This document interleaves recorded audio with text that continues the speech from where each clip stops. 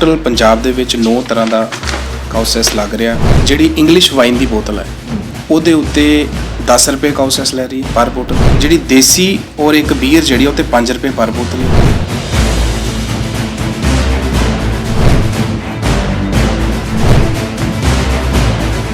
ਕੋਈ ਵੀ ਠੇਕਾ ਜਿਹੜਾ ਆ ਪੰਜਾਬ ਦੇ ਵਿੱਚ ਉਹ ਕਿਸੇ ਵੀ ਭਾਵੇਂ 10 ਬੋਤਲਾਂ ਲਓ, ਭਾਵੇਂ ਪੇਟੀ ਲਓ, ਭਾਵੇਂ ਇੱਕ ਲਓ, ਉਹ ਤੁਹਾਨੂੰ ਕੋਈ ਵੀ ਬਿੱਲ ਨਹੀਂ ਦਿੰਦਾ। ਇਹ ਬਹੁਤ ਵੱਡਾ ਘਪਲਾ ਆ। ਮੈਂ ਪ੍ਰੂਫ ਕਰ ਸਕਦਾ ਕਿ ਇਹ ਬਹੁਤ ਵੱਡਾ ਘਪਲਾ ਆ। ਕਾਉਸੈਸ ਲਿਆ ਜਾ ਰਿਹਾ। ਕਾਉਸੈਸ ਕਮਿਸ਼ਨ ਕਹਿੰਦਾ ਇਹ ਸੋਚਣਾ ਪੰਜਾਬ ਸਰਕਾਰ ਦੇ ਕੋਲ ਤੇ ਵੀ ਕਾਉਸੈਸ ਕਮਿਸ਼ਨ ਕਿਹਨੇ ਬਣਾਇਆ ਵਾ? ਕਾਉਸੈਸ ਕਮਿਸ਼ਨ ਕੋਲ ਇਹੀ ਨਹੀਂ ਪਤਾ ਕਿ ਕਿੰਨਾ ਦਾਨ ਜਾਂ ਚੰਦਾ ਉਹਨਾਂ ਕੋਲ ਆ ਰਿਹਾ।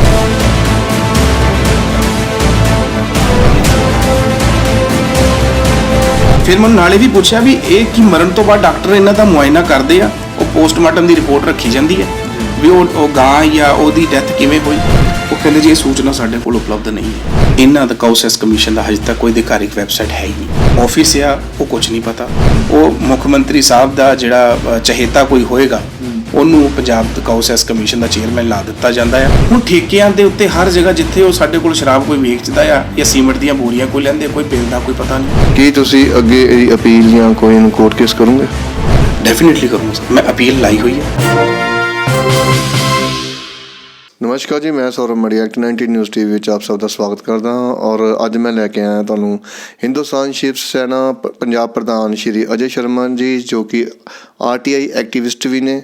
ਔਰ ਅੱਜ ਸਾਨੂੰ ਕਾਉਸੈਸ ਦੀ ਪੂਰੀ ਜਾਣਕਾਰੀ ਦੇਣਗੇ। ਇਹ ਕਿੰਨੇ ਪ੍ਰਕਾਰ ਦਾ ਔਰ ਇਹ ਕਿਸ ਤਰ੍ਹਾਂ ਲਾਗੂ ਹੋ ਰਿਹਾ ਕਿ ਨਹੀਂ ਲਾਗੂ ਹੋ ਰਿਹਾ। ਨਮਸਕਾਰ ਸਰ। ਨਮਸਕਾਰ ਜੀ ਸੌਰਵ ਜੀ। ਸਭ ਤੋਂ ਪਹਿਲਾਂ ਧੰਨਵਾਦ ਆ ਤੁਹਾਡਾ ਔਰ ਐਕਟ 19 ਦਾ ਪੂਰੀ ਟੀਮ ਦਾ। ਪਿਛਲੀ ਕੁਝ ਦਿਨਾਂ ਪਹਿਲਾਂ ਆਪਾਂ ਜਿਹੜਾ ਸਰਕਾਰੀ ਗਊਸ਼ਾਲਾ ਦਾ ਦੌਰਾ ਕੀਤਾ ਸੀਗਾ ਜੀ, ਔਰ ਉਹਦਾ ਹਾਲ ਜੋ ਲੋਕਾਂ ਨੇ ਦੇਖਿਆ ਜੀ, ਤੇ ਉਸ ਤੋਂ ਬਾਅਦ ਸ਼ਾਇਦ ਕਮੈਂਟ ਦੇ ਵਿੱਚ ਮੈਂ ਵੀ ਪੜ੍ਹੇ, ਤੁਸੀਂ ਵੀ ਪੜ੍ਹਿਆ ਹੋਣਾ, ਵੀ ਲੋਕੀ ਕਹਿੰਦੇ ਵੀ ਸਾਨੂੰ ਇਹਦੇ ਬਾਰੇ ਹੋਰ ਜਾਣਕਾਰੀ ਚਾਹੀਦੀ ਹੈ ਜੀ। ਤੇ ਉਹ ਜਾਣਕਾਰੀ ਅੱਜ ਮੈਂ ਤੁਹਾਡੇ ਨਾਲ ਸਾਂਝੀ ਕਰਨਾ ਚਾਹੁੰਦਾ ਹਾਂ ਕਿ ਪੰਜਾਬ ਦੇ ਵਿੱਚ ਕਿੰਨੇ ਤਰ੍ਹਾਂ ਦਾ ਕਾਉਸੈਸ ਲੱਗ ਰਿਹਾ। ਟੋਟਲ ਪੰਜਾਬ ਦੇ ਵਿੱਚ 9 ਤਰ੍ਹਾਂ ਦਾ ਕਾਉਸੈਸ ਲੱਗ ਰਿਹਾ। ਮੈਂ ਚਾਹੂੰਗਾ ਕਿ ਸਾਡੇ ਕੈਮਰਾਮੈਨ ਇੱਥੇ ਇੱਕ ਵਾਰੀ ਜ਼ੂਮ ਮਾਰ ਲੈਣ। ਇਹ ਕਾਉਸੈਸ ਜਿਹੜਾ ਆ ਪੰਜਾਬ ਦੇ ਵਿੱਚ ਪਹਿਲਾ ਕਾਉਸੈਸ ਜਿਹੜਾ ਆ, ਜਿਹੜੀ ਸੀਮਿੰਟ ਦੀ ਬੋਰੀ ਹੈ ਉੱਤੇ 1 ਰੁਪਿਆ ਪਰ ਕਾਉਸੈਸ ਲੱਗ ਰਿਹਾ ਪਰ ਬੋਰੀ ਦੇ ਉੱਤੇ। ਜਿਹੜੀ ਇੰਗਲਿਸ਼ ਵਾਈਨ ਦੀ ਬੋਤਲ ਹੈ ਉਹਦੇ ਉੱਤੇ 10 ਰੁਪਏ ਕਾਉਸੈਸ ਲੈ ਰਹੀ ਹੈ ਪਰ ਬੋਤਲ। ਜਿਹੜੀ ਦੇਸੀ ਔਰ ਇੱਕ ਬੀਅਰ ਜਿਹੜੀ ਉਹ ਤੇ 5 ਰੁਪਏ ਪਰ ਬੋਤਲ ਆ। ਔਰ ਜਿਹੜਾ ਆਪਣਾ ਇਲੈਕਟ੍ਰਿਸਿਟੀ ਬਿੱਲ ਆ ਉਹ ਤੇ 2 ਪੈਸੇ ਪਰ ਯੂਨਿਟ। ਔਰ ਉਸ ਤੋਂ ਇਲਾਵਾ ਜਿਹੜਾ ਆਪਾਂ ਵਿਆਹ ਸ਼ਾਦੀ ਕੋਈ ਕਰਦੇ ਹਾਂ, AC ਮੈਰਿਜ ਪੈਲੇਸ ਦੇ ਵਿੱਚ 1000 ਰੁਪਈਆ ਪਰ event, non AC marriage palace ਦੇ ਵਿੱਚ 500 ਰੁਪਈਆ ਪਰ ਇਵੈਂਟ। ਔਰ 4 ਵੀਲਰ ਜਿਹੜਾ ਆਪਾਂ ਕੋਈ ਖਰੀਦਦੇ ਆ ਨਵਾਂ ਵਹੀਕਲ ਉਹ ਤੇ 1000 ਰੁਪਈਆ। ਔਰ 2 ਵੀਲਰ ਜਿਹੜਾ ਆ ਪਰ ਵਹੀਕਲ 200 ਰੁਪਈਆ। ਟੋਟਲ 9 ਤਰ੍ਹਾਂ ਦੇ ਕਾਉਸੈਸ ਪੰਜਾਬ ਸਰਕਾਰ ਸਾਡੇ ਤੋਂ ਲੈ ਰਹੀ ਹੈ ਜੀ। ਇਹ ਜਿਹੜੀ ਜਾਣਕਾਰੀ ਆ ਤੁਸੀਂ ਕਿੱਥੋਂ ਲਿੱਤੀ ਸਾਰੀ? ਇਹ ਸਾਰੀ ਜਾਣਕਾਰੀ ਮੈਂ RTI ਦੇ ਥਰੂ ਲਈ ਹੈ ਜੀ। ਇਹ ਸਾਰੀ RTI ਸਰਕਾਰ ਨੇ ਹੀ ਮੈਨੂੰ ਦਿੱਤੀ ਹੈ ਜਾਣਕਾਰੀ ਤੇ ਉੱਥੋਂ ਮੈਨੂੰ ਪਤਾ ਲੱਗਾ ਹੈ ਜੀ। ਔਰ ਤੁਸੀਂ ਕਹਿ ਰਹੇ ਹੋ ਕਿ 9 ਤਰ੍ਹਾਂ ਦਾ ਕਾਉਸੈਸ ਲੱਗਦਾ ਹੈਗਾ, ਠੀਕ ਹੈ, ਲੱਗਦਾ ਹੈਗਾ। ਇਹ ਸਾਰਾ ਬਿਲਿੰਗ ਦੇ ਉੱਪਰ ਲੱਗਦਾ ਜੀ? ਬਿਲਕੁਲ ਬਿਲਿੰਗ ਦੇ ਉੱਤੇ ਲੱਗਦਾ ਹੈ, ਬਿਲਕੁਲ। ਔਰ ਤੁਸੀਂ ਕਿਹਾ ਬਿਲਿੰਗ ਦੇ ਲੱਗਦਾ। ਮੈਂ ਤੁਹਾਡੀ ਹੁਣ ਗੱਲ ਨੂੰ ਧਿਆਨ ਨਾਲ ਸੁਣਿਆ। ਇਹ 'ਚ ਤੁਸੀਂ ਸ਼ਰਾਬ ਦੀ ਵੀ ਗੱਲ ਕੀਤੀ ਆ ਕਿ 5 ਰੁਪਏ ਲੱਗਦੇ, 10 ਰੁਪਏ ਲੱਗਦੇ, ਪਰ ਜਦੋਂ ਸ਼ਰਾਬ ਦੀ ਬੋਤਲ ਲੈਂਦੇ ਆ ਉਹ ਤਾਂ ਕੋਈ ਬਿੱਲ ਨਹੀਂ ਮਿਲਦਾ। ਫਿਰ ਉਹ ਕਰੋੜਾਂ ਰੁਪਏ ਦਾ ਪੈਸਾ ਕਿੱਥੇ ਜਾ ਰਿਹਾ ਸੈਸ ਦਾ? ਸਰ ਦੇਖੋ, ਇਹ ਜਿਹੜੀ ਬਹੁਤ ਵੱਡੀ ਗੱਲ ਤੁਸੀਂ ਕਰ ਦਿੱਤੀ ਆ। ਇਹ ਜਿਹੜੀ ਕਾਉਸੈਸ ਦੀ ਗੱਲ ਇਕੱਲੀ ਕਾਉਸੈਸ ਦੀ ਨਹੀਂ, ਇਹ ਆਬਕਾਰੀ ਵਿਭਾਗ ਨੂੰ ਵੀ ਸੋਚਣਾ ਪੈਣਾ। ਪੂਰੇ ਪੰਜਾਬ ਦੇ ਵਿੱਚ ਅਸੀਂ ਫਟਾਫਟ ਜਾਂਦੇ ਹਾਂ, ਪੈਸੇ ਦਿੰਦੇ ਹਾਂ ਤੇ ਆਪਣੀ ਬੋਤਲ ਚੱਕਣ ਦੀ ਕਰਦੇ ਹਾਂ।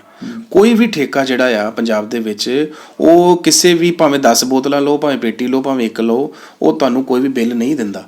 ਤੇ ਮੈਂ ਬਾਰ-ਬਾਰ ਕਿਉਂ ਬਾਕੀ ਚੈਨਲਾਂ ਤੇ ਵੀ ਇਹ ਰੌਲਾ ਪਾਇਆ ਵੀ ਇਹ ਬਹੁਤ ਵੱਡਾ ਘਪਲਾ ਆ, ਕਿਉਂਕਿ ਬਿੱਲ ਹੀ ਨਹੀਂ ਹੈਗਾ ਤੇ ਸਾਨੂੰ ਕਿੱਦਾਂ ਪਤਾ ਲੱਗੂਗਾ ਵੀ ਤੁਸੀਂ ਕਿੰਨਾ ਕਾਉਸੈਸ ਕਲੈਕਟ ਕੀਤਾ ਆ। ਬਟ ਉਹ ਇਹ ਹੁਣ ਰਿਟਨ ਦੇ ਵਿੱਚ ਹੈਗਾ ਵੀ ਕਾਉਸੈਸ ਪਰ ਬੋਤਲ ਲੱਗਾ ਆ ਕਿ 10 ਰੁਪਏ ਇੰਗਲਿਸ਼ ਦੀ ਬੋਤਲ ਦੇ ਉੱਤੇ, 5 ਰੁਪਏ ਬੀਅਰ ਦੀ ਬੋਤਲ ਦੇ ਉੱਤੇ ਔਰ 5 ਰੁਪਏ ਜਿਹੜਾ ਦੇਸੀ ਜਿਹੜੀ ਬੋਤਲ ਹੈ ਸ਼ਰਾਬ ਦੀ ਉਹਦੇ ਉੱਤੇ ਇਹ ਕਾਉਸੈਸ ਲੈ ਰਹੇ ਆ। ਤੇ ਇਹ ਆਪਣੇ ਆਪ ਦੇ ਵਿੱਚ ਇੱਕ ਵੱਡਾ ਕੁਐਸਚਨ ਮਾਰਕ ਆ ਜੀ। ਯਾਨੀ ਕਿ ਕੋਈ ਪੈਸੇ ਦਾ ਹਿਸਾਬ ਕਿਤਾਬ ਨਹੀਂ ਔਰ ਸਰਕਾਰ ਥੋਪ ਰਹੀ ਆ ਇਸ ਸੈਸ ਨੂੰ। ਥੋਪ ਰਹੀ ਨਹੀਂ ਆ, ਥੋਪ ਚੁੱਕੀ ਆ। ਔਰ ਅਸੀਂ ਲੋਕ ਸ਼ਾਇਦ ਸਹਿਣੇ ਵੀ ਪੈ ਗਏ ਆ। ਅਸੀਂ ਲੋਕ ਕੋਈ ਆਵਾਜ਼ ਵੀ ਨਹੀਂ ਚੱਕ ਰਹੇ ਇਹਦੇ ਲਈ। ਮੈਂ ਪ੍ਰੂਫ ਕਰ ਸਕਦਾ ਕਿ ਇਹ ਬਹੁਤ ਵੱਡਾ ਘਪਲਾ ਆ। ਤੁਸੀਂ ਦੇਖੋ ਪੰਜਾਬ ਦੇ ਵਿੱਚ ਕਾਉਸੈਸ ਕਮਿਸ਼ਨ ਜਿਹੜਾ ਆ, ਪਹਿਲੀ ਗੱਲ ਤੇ ਇਹ ਆ 2014 ਦੇ ਵਿੱਚ ਮਾਣਯੋਗ ਰਾਜਪਾਲ ਜੀ ਨੇ ਇਸ ਐਕਟ ਨੂੰ ਪ੍ਰਵਾਨਗੀ ਦਿੱਤੀ ਆ 2014 ਦੇ ਵਿੱਚ। ਉਹਦੇ ਵਿੱਚ ਉਹਨਾਂ ਨੇ ਕਿਹਾ ਸੀਗਾ ਕਿ ਵੀ ਹਰ ਜ਼ਿਲ੍ਹੇ ਦੇ ਵਿੱਚ ਜਿਹੜੇ ਅਵਾਰਾ ਪਸ਼ੂ ਨੇ ਉਹਨਾਂ ਦੀ ਸਾਂਭ ਸੰਭਾਲ ਦੇ ਲਈ ਇੱਕ ਕੈਟਲ ਪਾਊਂਡ ਕਮੇਟੀ ਬਣਾਈ ਗਈ, ਜਿਹਨੂੰ ਜ਼ਿਲ੍ਹਾ ਪਸ਼ੂ ਭਲਾਈ ਸੁਸਾਇਟੀ ਦਾ ਗਠਨ ਕਹਿੰਦੇ ਆ। ਉਸ ਜ਼ਿਲ੍ਹੇ ਦੇ ਵਿੱਚ ਹੁਣ ਉਹ ਕਮੇਟੀ ਕੰਮ ਕਿੱਦਾਂ ਕਰੇਗੀ? ਇਹ ਹੁਣ ਐਕਟ ਦੀ ਕਾਪੀ ਹੈ ਜਿਹੜਾ ਉਹ ਸਰਕਾਰ ਨੇ ਮੈਨੂੰ RTI ਦੇ ਥਰੂ ਦਿੱਤਾ ਆ ਵੀ ਇਹ ਐਕਟ ਦੇ ਵਿੱਚ ਕੀ ਕੀ ਪ੍ਰੋਵੀਜ਼ਨ ਨੇ, ਉਹ ਐਕਟ ਦੀ ਕਮੇਟੀ ਜਿਹੜੀ ਉਹ ਕਿੱਦਾਂ ਕੰਮ ਕਰੇਗੀ। ਹੁਣ ਇਹਦੇ ਅਨੁਸਾਰ ਤੁਹਾਨੂੰ ਮੈਂ ਦੱਸਦਾ ਕਿ ਹਰ ਜ਼ਿਲ੍ਹੇ ਦਾ DC ਉਸ ਕਮੇਟੀ ਦਾ ਚੇਅਰਮੈਨ ਹੈ। ਉਸ ਤੋਂ ਬਾਅਦ ਜਿਹੜੇ ਉਹਦੇ ਮੈਂਬਰ ਨੇ ਉਹ ਮਿਊਨਿਸਪਲ ਕਾਰਪੋਰੇਸ਼ਨ ਦਾ ਇੱਕ ਨੁਮਾਇੰਦਾ, ਐਡੀਸ਼ਨਲ ਡਿਪਟੀ ਕਮਿਸ਼ਨਰ ਵਿਕਾਸ ਜਿਹਨੂੰ ਆਪਾਂ ADC ਕਹਿ ਦਿੰਦੇ ਹਾਂ, ਸੀਨੀਅਰ ਸੁਪਰਡੈਂਟ ਆਫ ਪੁਲਿਸ ਜਿਹਨੂੰ ਆਪਾਂ SSP ਕਹਿੰਦੇ ਹਾਂ, ਜਿਹੜਾ ਡਿਸਟ੍ਰਿਕਟ ਡਿਵੈਲਪਮੈਂਟ ਐਂਡ ਪੰਚਾਇਤ ਅਫਸਰ ਹੈ ਜਿਹਨੂੰ ਆਪਾਂ DDPO ਕਹਿੰਦੇ ਹਾਂ, ਡਿਪਟੀ ਡਾਇਰੈਕਟਰ ਪਸ਼ੂ ਪਾਲਣ, ਡਿਪਟੀ ਡਾਇਰੈਕਟਰ ਡੈਰੀ ਵਿਕਾਸ, ਜ਼ਿਲ੍ਹਾ ਜੰਗਲਾਤ ਅਫਸਰ, ਜ਼ਿਲ੍ਹੇ ਵਿੱਚ ਪੈਂਦੀਆਂ ਸਾਰੀਆਂ ਤਹਿਸੀਲਾਂ ਦੇ SDM, ਯਾਨੀ ਕਿ 10 ਮੈਂਬਰ ਤਾਂ ਇਹ ਹੋਣੇ ਆ। ਉਸ ਤੋਂ ਇਲਾਵਾ DC ਸਾਹਿਬ ਜਿਹੜੇ ਨੇ ਉਹ ਆਪਣੀ ਮਰਜ਼ੀ ਦੇ ਨਾਲ ਜਿਹੜੇ ਪ੍ਰਾਈਵੇਟ NGOs ਨੇ ਜਾਂ ਕੋਈ ਹੋਰ ਪ੍ਰਾਈਵੇਟ ਗਊਸ਼ਾਲਾ ਚੱਲ ਰਹੀਆਂ ਨੇ ਜ਼ਿਲ੍ਹੇ ਵਿੱਚ, ਉੱਥੋਂ ਇੱਕ ਮੈਂਬਰ ਲੈ ਕੇ 10 ਮੈਂਬਰ ਉਹ ਆਪਣੀ ਮਰਜ਼ੀ ਨਾਲ ਪਾ ਸਕਦੇ ਹਨ ਕਿ 20 ਮੈਂਬਰ ਕਮੇਟੀ ਮਿਨੀਮਮ ਇੱਕ ਜ਼ਿਲ੍ਹੇ ਦੇ ਵਿੱਚ DC ਦੀ ਨੁਮਾਇੰਦਗੀ ਹੇਠ ਕੰਮ ਕਰੇਗੀ ਐਜ਼ ਪਰ ਲਾਅ। ਹੁਣ ਇਹ ਕਮੇਟੀ ਨੇ ਜਗ੍ਹਾ ਕਿਹੜੀ ਆ, ਇਹਨੇ ਘੱਟੋ ਘੱਟ ਇਹੋ ਜਿਹੀ ਢੁਕਵੀਂ ਪੰਚਾਇਤੀ ਜ਼ਮੀਨ ਲੱਭਣੀ ਆ ਜਿਹਦੀ ਘੱਟੋ ਘੱਟ ਜਿਹੜੀ ਆ ਮਨਿਆਦ ਉਹ 25 ਏਕੜ ਹੋਣੀ ਚਾਹੀਦੀ ਹੈ। ਜਿਹੜੇ ਰਕਬਾ ਆ 25 ਏਕੜ ਹੋਣਾ ਚਾਹੀਦਾ ਔਰ ਉਹ 33 ਸਾਲ ਦੀ ਲੀਜ਼ ਤੇ ਹੋਣੀ ਚਾਹੀਦੀ ਹੈ। ਔਰ ਉਹਦੇ ਵਿੱਚ ਇੰਨੀ ਵੱਡਾ ਉਹਨੂੰ ਬਣਾਉਣਾ ਪੈਣਾ ਵਾ ਜਿਹਦੇ ਵਿੱਚ ਘੱਟੋ ਘੱਟ 2000 ਜਾਨਵਰ ਦਾ ਰੱਖ ਰਖਾਵ ਹੋਵੇ। ਹੁਣ 2000 ਗਾਵਾਂ ਜਾਂ ਕੋਈ ਅਵਾਰਾ ਪਸ਼ੂ ਹਰ ਜ਼ਿਲ੍ਹੇ ਦੇ ਵਿੱਚ ਇਦਾਂ ਦਾ ਬਣ ਜਾਵੇ, ਤੁਹਾਨੂੰ ਲੱਗਦਾ ਕਿ ਵੀ ਇਹ ਕੋਈ ਅਵਾਰਾ ਜਾਨਵਰ ਕਰਕੇ ਕਿਸੇ ਦੀ ਡੈਥ ਹੋਏਗੀ? ਔਰ ਉਸ ਤੋਂ ਇਲਾਵਾ ਜਿਹੜਾ ਹੁਣ ਜਿਹੜੀ ਫੈਸਿਲਿਟੀਜ਼ ਨੇ ਉਹ ਕੀ ਦੇਣੀਆਂ ਨੇ? ਤੂੜੀ ਦਾ ਇੱਕ ਕੋਠਾ ਬਣਾ ਕੇ ਦੇਣਾ ਪਏਗਾ, ਚੌਕੀਦਾਰ ਲਈ ਰਿਹਾਇਸ਼, ਜਾਨਵਰਾਂ ਦੀ ਸੁਰੱਖਿਆ ਲਈ 4 ਦੀਵਾਰੀ, ਇੱਕ ਪੱਠਿਆਂ ਦਾ ਸ਼ੈੱਡ, ਔਰ ਉਸ ਤੋਂ ਇਲਾਵਾ ਬਿਜਲੀ ਅਤੇ ਪਾਣੀ ਦਾ ਇੰਤਜ਼ਾਮ ਪੁਖਤਾ ਕਰਕੇ ਦੇਣ ਦਾ ਇਹ ਜਿਹੜਾ ਕੰਮ ਆ ਇਹ ਜ਼ਿਲ੍ਹਾ ਕੈਟਲ ਪਾਊਂਡ ਕਮੇਟੀ DC ਦੇ ਹੇਠ ਕੰਮ ਕਰੇਗੀ। ਔਰ ਉਸ ਤੋਂ ਇਲਾਵਾ ਇੱਕ ਗੱਲ ਉਹਨਾਂ ਨੇ ਕਲੀਅਰ ਕਹੀ ਆ, ਜੇ ਲੋੜ ਪੈਂਦੀ ਆ ਤੇ ਜ਼ਮੀਨ ਹੋਰ ਵਧਾਈ ਜਾ ਸਕਦੀ ਆ। ਤੁਸੀਂ ਕਾਉਸੈਸ ਕਮਿਸ਼ਨ ਤੇ ਇੰਨੇ ਇਲਜ਼ਾਮ ਲਗਾ ਰਹੇ ਹੋ, ਇਹਦਾ ਕੀ ਕਾਰਨ ਆ? ਸਰ ਦੇਖੋ, ਕਾਉਸੈਸ ਕਮਿਸ਼ਨ ਤੇ ਇਲਜ਼ਾਮ ਮੈਂ ਕੋਈ ਗੱਲੀ ਬਾਤੀ ਨਹੀਂ ਲਾ ਰਿਹਾ ਸੌਰਵ ਜੀ, ਤੁਹਾਡੇ ਸਾਹਮਣੇ ਔਰ ਜਨਤਾ ਦੇ ਸਾਹਮਣੇ ਮੈਂ ਹਾਲਾਤ ਖੋਲ ਕੇ ਰੱਖ ਦਿੰਦਾ ਆ। ਤੁਸੀਂ ਵੀ ਦੱਸਿਓ ਤੁਸੀਂ ਇਹਦੇ ਬਾਰੇ ਫਿਰ ਕੀ ਸੋਚਦੇ ਹੋ। ਮੈਂ ਕਾਉਸੈਸ ਮੈਨੂੰ ਜਦੋਂ ਮੈਂ ਕਪੂਰਥਲੇ ਔਰ ਜਲੰਧਰ ਔਰ ਲੁਧਿਆਣੇ ਦੇ ਜਿਹੜੀਆਂ ਸਰਕਾਰੀ ਗਊਸ਼ਾਲਾ ਇਹਨਾਂ ਦੇ ਵਿੱਚ ਮੈਂ ਕਈ ਜਗ੍ਹਾ ਤੇ ਗਿਆ, ਮੈਨੂੰ ਹਾਲਾਤ ਬੜੇ ਮੰਦੇ ਨਜ਼ਰ ਆਏ। ਮੈਨੂੰ ਕੁਛ ਇੱਦਾਂ ਲੱਗਾ ਵੀ ਪਾਰਦਰਸ਼ਿਤਾ ਦੀ ਲੋੜ ਆ ਤੇ ਮੈਂ ਉਹਦੇ ਲਈ RTI ਦੇ ਵਿੱਚ ਗਿਆ ਤੇ ਜਦੋਂ ਮੈਂ ਇਹਦੇ ਵਿੱਚ ਜਾ ਕੇ ਦੇਖਿਆ ਮੈਂ ਸੋਚਿਆ ਵੀ ਬਹੁਤ ਵੱਡੇ ਜਿਹੜੇ ਘਪਲੇ ਆ ਬਾਹਰ ਆਣਗੇ। ਮੈਂ ਸਭ ਤੋਂ ਪਹਿਲਾਂ ਕਾਉਸੈਸ ਕਮਿਸ਼ਨ ਨੂੰ ਫੜਿਆ ਕਿਉਂਕਿ ਸਰਕਾਰ ਨੇ ਉਹਨੂੰ ਚੁਣਿਆ ਵਾ। ਮੈਂ ਉਹਨਾਂ ਨੂੰ ਜਾ ਕੇ ਪਹਿਲਾ ਸਵਾਲ ਇਹ ਪੁੱਛਿਆ ਵੀ ਪੰਜਾਬ ਰਾਜ ਦੇ ਵਿੱਚ ਕਿੰਨੀਆਂ ਸਰਕਾਰੀਆਂ ਗਊਸ਼ਾਲਾ ਚੱਲ ਰਹੀਆਂ ਨੇ, ਕਿ ਤੁਹਾਡੇ ਕੋਲ ਉਹਦਾ ਰਿਕਾਰਡ ਹੈ, ਉਹਦੇ ਵਿੱਚ ਡਾਕਟਰ ਹੈ ਔਰ ਉਹ ਡਾਕਟਰ ਕਿਹੜੇ ਪਦ ਤੇ ਕੰਮ ਕਰਦਾ, ਉਹਦੀ ਸੈਲਰੀ ਉਹਦੀ ਕੀ ਆ ਜਾਂ ਕੋਈ, ਤੇ ਉਹ ਮੈਨੂੰ ਕਹਿੰਦੇ ਆ ਜੀ ਇਹ ਸੂਚਨਾ ਵਿਕਾਸ ਸ਼ਾਖਾ ਡਾਇਰੈਕਟਰ ਪਸ਼ੂ ਪਾਲਣ ਵਿਭਾਗ ਪੰਜਾਬ ਨਾਲ ਸੰਬੰਧਿਤ ਹੈ। ਉਹਨਾਂ ਨੇ ਮੈਨੂੰ ਇਹਦੀ ਕੋਈ ਜਾਣਕਾਰੀ ਨਹੀਂ ਦਿੱਤੀ, ਮੈਨੂੰ ਵੇਰਵਾ ਦੱਸ ਦਿੱਤਾ ਵੀ ਤੁਸੀਂ ਇੱਥੋਂ ਜਾਣਕਾਰੀ ਲੈ ਲਓ। ਚਲੋ ਮੈਂ ਕਹਿੰਦਾ ਇਹਨੂੰ ਵੀ ਆਪਾਂ ਕੋਈ ਗਿਣਤੀ 'ਚ ਨਹੀਂ ਗਿਣਦੇ। ਮੈਂ ਉਹਨਾਂ ਨੂੰ ਦੂਜਾ ਸਵਾਲ ਇਹ ਪੁੱਛਿਆ, ਮੈਂ ਕਿਹਾ ਪੰਜਾਬ ਰਾਜ ਦੇ ਵਿੱਚ ਸਰਕਾਰੀ ਸੰਬੰਧ ਜ਼ਿਲ੍ਹੇ ਵਿੱਚ ਚੱਲ ਰਹੀਆਂ ਗਊਸ਼ਾਲਾ ਪੰਜਾਬ ਰਾਜ ਦੇ ਲੋਕਾਂ ਕੋਲੋਂ ਕਿੱਦਾਂ ਦਾ ਟੈਕਸ ਜਾਂ ਕੁਝ ਲੈ ਰਹੇ ਆ? ਹੁਣ ਆਪਾਂ ਨੂੰ ਪਤਾ ਵੀ ਕਾਉਸੈਸ 9 ਤਰੀਕੇ ਦਾ ਲੱਗ ਰਿਹਾ, ਪਰ ਮੈਂ ਵੈਸੇ ਉਹਨਾਂ ਨੂੰ ਪੁੱਛਿਆ ਕਿ ਵੀ ਤੁਹਾਡੀ ਨੌਲੇਜ ਦੇ ਵਿੱਚ ਹੈਗਾ ਵੀ ਕਾਉਸੈਸ ਕੁਝ ਲੈ ਰਹੇ ਆ? ਤੇ ਉਹ ਮੈਨੂੰ ਕਹਿੰਦੇ ਆ ਜੀ ਇਹ ਸੂਚਨਾ ਸਥਾਨਕ ਸਰਕਾਰ ਵਿਭਾਗ ਪੰਜਾਬ ਨਾਲ ਸੰਬੰਧਿਤ ਹੈ। ਕਾਉਸੈਸ ਲਿਆ ਜਾ ਰਿਹਾ, ਕਾਉਸੈਸ ਕਮਿਸ਼ਨ ਕਹਿੰਦਾ ਇਹ ਸੂਚਨਾ ਪੰਜਾਬ ਸਰਕਾਰ ਦੇ ਕੋਲ ਆ, ਤੇ ਫਿਰ ਕਾਉਸੈਸ ਕਮਿਸ਼ਨ ਕਿਹਨੇ ਬਣਾਇਆ ਵਾ? ਕੀ ਉਹ ਪੰਜਾਬ ਸਰਕਾਰ ਦਾ ਨਹੀਂ ਹੈ? ਇਹ ਕੋਈ ਪ੍ਰਾਈਵੇਟ NGO ਹੈ? ਜੇ ਤੁਹਾਨੂੰ ਪਤਾ ਹੀ ਨਹੀਂ ਹੈ ਫਿਰ ਤੁਸੀਂ ਕਾਉਸੈਸ ਕਿੱਦਾਂ ਲਾਤਾ? ਤੀਸਰੀ ਗੱਲ ਮੈਂ ਇਹਨਾਂ ਨੂੰ ਪੁੱਛਿਆ, ਪੰਜਾਬ ਸਰਕਾਰ ਦੁਆਰਾ ਸੰਚਾਲਿਤ ਗਊਸ਼ਾਲਾ ਤੋਂ ਕੇਂਦਰ ਸਰਕਾਰ ਤੋਂ ਕੋਈ ਫੰਡ ਆਇਆ ਵੀ ਉਹਨਾਂ ਤੋਂ ਕੋਈ? ਕਿਉਂਕਿ ਹਰ ਵਾਰੀ ਕੇਂਦਰ ਤੇ ਪੰਜਾਬ ਦਾ ਝਗੜਾ ਚੱਲਦਾ ਰਹਿੰਦਾ ਹੈ ਵੀ ਕੇਂਦਰ ਨੇ ਸਾਨੂੰ ਕੋਈ ਫੰਡ ਦਿੱਤਾ। ਉਹ ਮੈਨੂੰ ਕਹਿੰਦੇ ਆ ਜੀ ਇਹ ਸੂਚਨਾ ਪੰਜਾਬ ਗਊ ਸੇਵਾ ਕਮਿਸ਼ਨ ਕੋਲ ਉਪਲਬਧ ਨਹੀਂ ਹੈ। ਇੱਕ ਤੇ ਹੁੰਦਾ ਵੀ ਹੈਗੀ ਆ ਅਸੀਂ ਦੇਣੀ ਨਹੀਂ, ਇਹ ਕਹਿੰਦੇ ਸਾਡੇ ਕੋਲ ਉਪਲਬਧੀ ਨਹੀਂ ਆ, ਉਹਨਾਂ ਕੋਲ ਆંકੜੇ ਨਹੀਂ ਆ, ਉਹਨਾਂ ਕੋਲ ਪੇਪਰ ਹੀ ਨਹੀਂ ਆ, ਉਹ ਸਾਫ਼ ਮੁੱਕਰ ਗਏ। ਚੌਥਾ ਸਵਾਲ ਮੈਂ ਇਹਨਾਂ ਨੂੰ ਪੁੱਛਿਆ ਵੀ ਸਰਕਾਰੀ ਗਊਸ਼ਾਲਾ ਨੂੰ ਕੋਈ ਦਾਨ ਜਾਂ ਚੰਦਾ ਆਉਂਦਾ ਆਇਆ ਤੇ ਉਹ 2016 ਦੇ 1 ਸਾਲ ਫਾਈਨੈਂਸ਼ੀਅਲ ਈਅਰ ਦਾ ਮੈਂ ਉਹਨਾਂ ਕੋਲ ਜਾਣਕਾਰੀ ਮੰਗੀ ਕਿੰਨਾ ਆਇਆ, ਤੇ ਮੈਂ ਕਿਹਾ ਉਹਦੀਆਂ ਰਸੀਦਾਂ ਦੀਆਂ ਕਾਪੀਆਂ ਮੈਨੂੰ ਨਾਲ ਜ਼ਰੂਰ ਭੇਜਿਓ ਤਾਂ ਕਿ ਮੈਨੂੰ ਪਤਾ ਲੱਗੇ। ਤੇ ਉਹ ਅੱਗੇ ਕਹਿੰਦੇ ਆ ਜੀ ਇਹ ਸੂਚਨਾ ਪੰਜਾਬ ਗਊ ਸੇਵਾ ਕਮਿਸ਼ਨ ਕੋਲ ਉਪਲਬਧ ਨਹੀਂ ਹੈ। ਸਰਕਾਰੀ ਕਾਊਸੈਸ ਕਮਿਸ਼ਨ ਕੋਲ ਇਹੀ ਨਹੀਂ ਪਤਾ ਕਿ ਕਿੰਨਾ ਦਾਨ ਜਾਂ ਚੰਦਾ ਉਹਨਾਂ ਕੋਲ ਆ ਰਿਹਾ। ਹੁਣ ਤੁਸੀਂ ਦੱਸੋ ਸੌਰਵ ਜੀ, ਇਜ਼ ਦੈਟ ਪੋਸੀਬਲ ਕਿ ਪੰਜਾਬ ਆਪਾਂ ਗਊਸ਼ਾਲਾ ਜਾਂਦੇ ਤੇ ਅਸੀਂ ਕੁਛ ਉੱਤੇ 2 ਰੁਪਏ ਵੀ ਨਾ ਚੜਾ ਕੇ ਆਵਾਂਗੇ ਜੀ।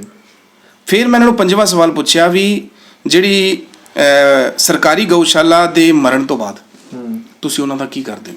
ਕਿਉਂਕਿ ਓਬਵੀਅਸ ਆ ਜੇ ਕੋਈ ਪਸ਼ੂ ਜਿਹੜਾ ਆ ਉਹ ਹੋ ਸਕਦਾ ਐਕਸੀਡੈਂਟ ਨਾਲ ਮਰ ਜੇ, ਬਿਮਾਰੀ ਨਾਲ ਮਰ ਜੇ, ਨੈਚੁਰਲ ਡੈਥ ਕਿੱਦਾਂ ਵੀ ਹੋ ਸਕਦੀ ਆ, ਲੇਕਿਨ ਮਰਨ ਤੋਂ ਬਾਅਦ ਕੁਛ ਤੇ ਕਰਦੇ ਹੋਣਗੇ ਵੀ ਤੁਸੀਂ ਦਫਨਾਉਂਦੇ ਹੋ, ਉਹਨੂੰ ਅਗਨੀ ਭੇਂਟ ਕਰਦੇ ਹੋ ਜਾਂ ਕੀ ਕਰਦੇ ਹੋ? ਤੇ ਉਹ ਮੈਨੂੰ ਕਹਿੰਦੇ ਆ ਇਹ ਸੂਚਨਾ ਪੰਜਾਬ ਗਊ ਸੇਵਾ ਕਮਿਸ਼ਨ ਕੋਲ ਉਪਲਬਧ ਨਹੀਂ ਹੈ। ਵੀ ਤੁਸੀਂ ਇੰਨਾ ਕੁਛ ਕਰ ਦਿੰਦੇ ਹੋ।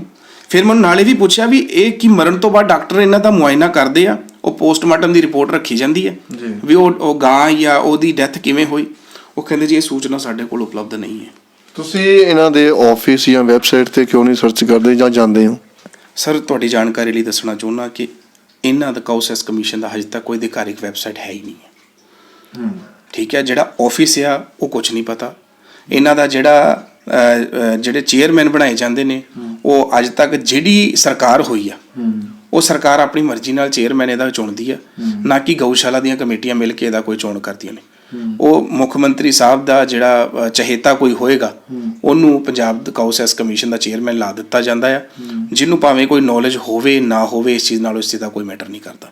ਤੇ ਇਹਨਾਂ ਦਾ ਨਾ ਤੇ ਦਫ਼ਤਰ ਦਾ ਪਤਾ ਆ, ਨਾ ਇਹਨਾਂ ਦੀ ਕੋਈ ਅਧਿਕਾਰਿਕ ਵੈਬਸਾਈਟ ਆ, ਨਾ ਇਹਨਾਂ ਕੋਲ ਕਿਸੇ ਚੀਜ਼ ਦਾ। ਔਰ ਇਹ ਮੈਂ ਦੱਸਣਾ ਚਾਹੁੰਦਾ, ਦੇਖੋ ਜ਼ਰਾ ਗੌਰ ਨਾਲ ਵੀ ਇਹ ਜਿਹੜੀ ਹਰ ਚੀਜ਼ ਤੋਂ ਇਹ ਮੁੱਕਰੇ, ਗੱਲੀ ਬਾਤੀ ਕੁਛ ਨਹੀਂ, ਹਰ ਚੀਜ਼ ਤੋਂ ਇਹ ਕਹਿੰਦੇ ਸਾਡੇ ਕੋਲ ਇਹ ਚੀਜ਼ ਉਪਲਬਧ ਹੀ ਨਹੀਂ ਹੈ ਜੀ। ਉਹ ਬਾਈ ਜੇ ਤੁਹਾਨੂੰ ਪਤਾ ਨਹੀਂ ਹੈ ਤੁਸੀਂ ਕਾਊਸੈਸ ਕਮਿਸ਼ਨ ਚਲਾ ਕਿਵੇਂ ਰਹੇ ਹੋ ਜੀ?